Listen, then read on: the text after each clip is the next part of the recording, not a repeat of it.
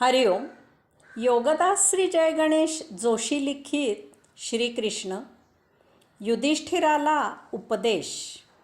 गंगा नदीमधून बाहेर घाटावर आल्यावर युधिष्ठिराला भीष्मवधाचा आणि युद्धात झालेल्या संहाराचा पश्चाताप झाला आणि तो मूर्छित होऊन धरणीवर कोसळला. त्याने श्रीकृष्णाकडे तपोवनात जाण्याची अनुमती मागितली. त्यावेळी व्यासमुनींनी त्याला अत्यंत कठोर आणि परखड शब्दात क्षात्रधर्माची आठवण करून दिली. त्याचा शोक नष्ट करण्यासाठी व्यासांनी युधिष्ठिराला युद्ध जिंकल्यावर अश्वमेध यज्ञ करायचा उपदेश केला.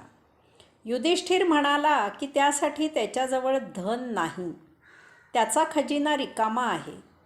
त्यावर व्यास म्हणाले की हिमालय पर्वतावर महात्मा मरुत्ताच्या यज्ञात ब्राह्मणांनी जे धन सोडून दिले आहे ते तेथेच पडलेले आहे. ते तुला यज्ञासाठी पुरेसे आहे, ते तू घेऊन ये. त्यावेळी व्यासांनी युधिष्ठिराला करंधमाचा नातू असलेल्या मरुत्ताचा वृत्तांत कथन केला. ते सर्व ऐकून राजा युधिष्ठिराने यज्ञ करायचा विचार केला. शोक नष्ट करण्यासाठी श्रीकृष्णाने युधिष्ठिराला यथायोग्य असा फार उत्तम उपदेश केला. त्याचा गोषवारा माझ्या शब्दात असा आहे. मानवामध्ये शारीरिक आणि मानसिक असे दोन प्रकारचे रोग त्यांच्या एकमेकांच्या सहकार्याने उत्पन्न होतात. त्यांचे सहकार्य नसेल तर हे असंभव आहे. याचा अर्थ शरीर स्वास्थ्य असेल तर मानसिक संतुलन राखणे शक्य होते.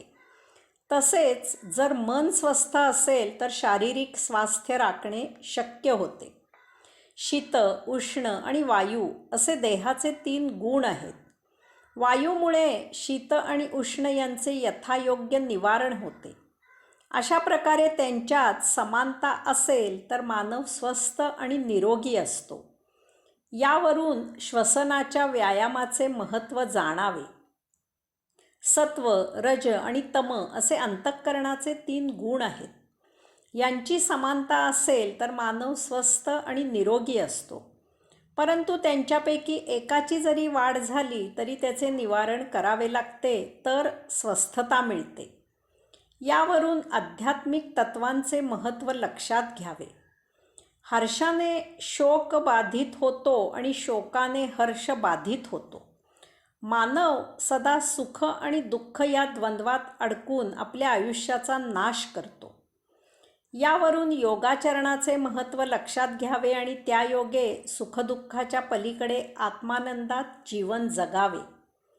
बाह्य युद्ध जिंकल्यावर तेवढे पुरेसे होत नाही. त्यानंतर त्याहीपेक्षा अवघड असे स्वतःशीच लढावे लागणारे अंतःयुद्ध जिंकावे लागते.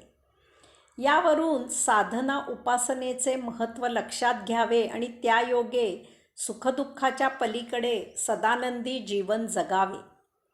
मम ही 2 अक्षरे साक्षात मृत्यूरूप आहेत आणि न मम ही 3 अक्षरे अमृतमय सनातन ब्रह्मप्राप्तीचे कारण आहे. यावरून ध्यान समाधीचे महत्त्व लक्षात घ्यावे आणि त्या योगे सुखदुःखाच्या पलीकडे कैवल्यानंदात जीवन जगावे. कामामध्ये आसक्ती असल्यामुळेच प्रवृत्ती निर्माण होते. यामुळे सतत दुःखात जिणे जगावे लागते. काही कारणाने दुःखाची तीव्रता कमी झाली, दुःख क्षीण झाले की त्यावेळेपुरता सुखाचा आभास होतो. सुख उपभोगून संपते आणि त्यामागे दडलेले दुःख पुन्हा डोके वर काढते. यावरून जप, तप, साक्षात्कार, आत्मानुभूती इत्यादीचे महत्त्व लक्षात घ्यावे आणि त्या योगे मुक्त जीवन जगावे. हरिओम.